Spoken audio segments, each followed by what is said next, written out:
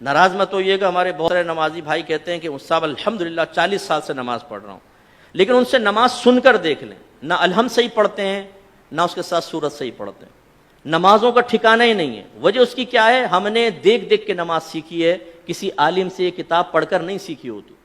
ہم مسجد میں آتے ہیں ایک یوں تکبیر لگا، کہتے ہیں یہ بھی کوئی طریقہ ہوگا، ایک یہ بھی کوئی طریقہ ہوگا، ایک آئی یہ بھی ایک طریقہ۔ ہمارے بچے پریشان ہوتے ہیں کہ کیا، بعض بزرگ وضو کر رہے ہوتے ہیں، ہاتھ دھویا پھر یہ وہ بچہ کہتا ہے یہ بھی کچھ ہے، ہاتھ دھونے کے بعد کرنا ہوگا۔ اب اسے پتہ نہیں یہ سنت ہے یہ خلاف سنت۔ ہمارے نوجوان بعض اوقات نماز پڑھ رہے ہوتے ہیں، پف نکلی ہوئی ٹوپی غائب۔ اب ٹوپی سے نماز پڑھنا مستحب ہے، اس کا انکار نہیں ہے، اور ہم ادب بھی اس کو کہتے ہیں، لیکن بغیر ٹوپی کے نماز پڑھنا نہ گناہ ہے نہ کوئی مکروہ تحریمی، زیادہ سے زیادہ آپ کہہ سکتے ہیں مکروہ تنزیہی، جو گناہ نہیں ہے نظر شرع میں لیکن اچھا بھی نہیں ہے یوں۔ اب ہمارے کئی لوگوں کو دیکھا وہ نماز پڑھ رہے ہیں، ٹوپی لی اس کے سر پہ، اور پھر جمائیں گے اس کو تھوڑا سا نا تاکہ اچھی طرح وہ اپنی جگہ بنا لے، لیکن اس کے بال بھی ایسے آوارہ گرد اور ایسے دشمن ہوتے ہیں، بولتے خبردار جو ٹوپی ٹکی سر پہ، وہ رکوع میں جاتا ہے ٹوپی پہلے سجدے میں۔ یہاں تک میں نے دیکھا ہے نوجوان سجدے میں گیا تو اس کو سجدے میں اس کے وہ جیسے نٹ کس رہے ہیں اس کے سر کے اوپر۔ ارے بھائی اس کو ٹوپی پہننا کوئی لازم نہیں تھا، آپ کا یہ اس کو اس طرح تنگ نہ کرنا واجب تھا، آپ نے کیا، آپ گناہگار ہوئے۔ سرکار نے تو نمازی کے آگے سے ایک قدم بڑھنا منع فرمایا ہے، آپ پوری تباہ زمائی کر رہے ہیں اس کے سر کے اوپر ٹوپی لگانے کے سلسلے میں۔ ایسی بیٹا آنکھیں بند کر کے نماز نہیں پڑھتے ہیں، آنکھیں کھول کر پڑھتے ہیں۔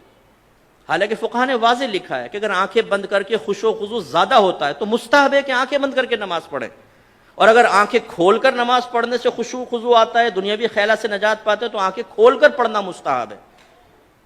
سمجھانا کیا چاہ رہا ہوں، دین سیکھا نہیں ہوتا ہم نے، سنی سنائی بات یا مسجد میں آ کے وہی آبزرویشن کے ذریعے جو ہم نے سیکھا ہوتا ہے اسے دوسروں پر مسلط کر رہے ہوتے ہیں۔ بچہ بیٹھا ہوا ہے پاؤں ہلا رہا ہے، بیٹا ایسے پاؤں نہیں ہلاتے، نحوست ہوتی، وہ بچہ رک جاتا ہے۔ اب بھائی کہاں سے نحوست ہوتی ہے بتائیے، پاؤں ہلانا کہاں سے نحوست ہے؟ یہ تو کوئی نحوست نہیں ہے، شریعت نے تو کوئی منع نہیں کیا۔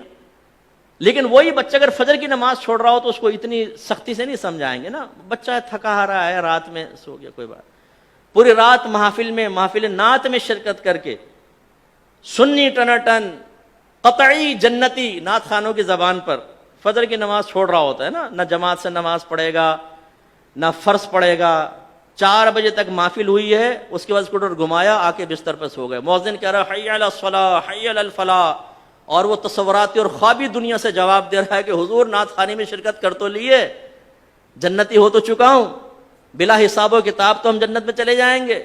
خود نعت خان نے شعر سنایا ہے، ہم رسول اللہ کے جنت رسول اللہ کی، یہ حی علی الصلاح حی علی الفلاح دوسرے لوگوں کے لیے ہے، جو نعت خوانی میں شرکت نہیں کرتے ان کے لیے ہو سکتا ہے، ہم تو جنتی ہیں۔ یہ ہم لوگوں کی حالت ہے۔ تو خلاصہ کلام یہ ہے کہ دین آپ سیکھیے۔ میں نے الحمدللہ بالغان کا بہت مدرسہ پڑھایا، نمازیں سنیں کوئی ٹھکانہ نہیں، سبحان رب الاعلی، التحیات، حالانکہ سے لفظ ہے التحیات، التحیات نہیں ہے۔ اسی طرح صحیح لفظ ہے رب اجعلنی، اور اکثر کیا پڑھیں گے ربی جعلنی، ربی جعلنی، غلط ہے۔ یہ اصل میں اجعل صیغہ امر کا، ربی کو با کو جیم سے ملائیں گے حمزہ وصلی گر جائے گا، رب اجعلنی، رب اجعلنی، لیکن ربی جعلنی۔ تو یہ کیوں ہوتا ہے؟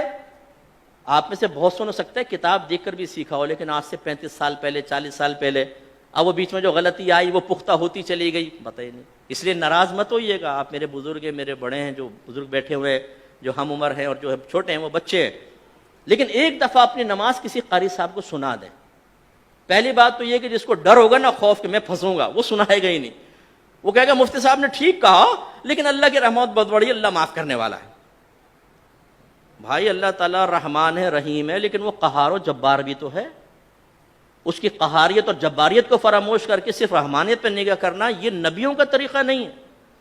وہ وصف نبوت حاصل کرنے کے باوجود، صحابہ کرام وصف صحابیت حاصل کرنے کے باوجود ڈرتے رہے اپنے رب سے، وہ رحمت کا یقین بھی رکھتے تھے اور اللہ کے عذاب سے بھی خوف زدہ رہتے تھے۔ یہ ایک مومن کی شان ہے۔ تو سیکھیے،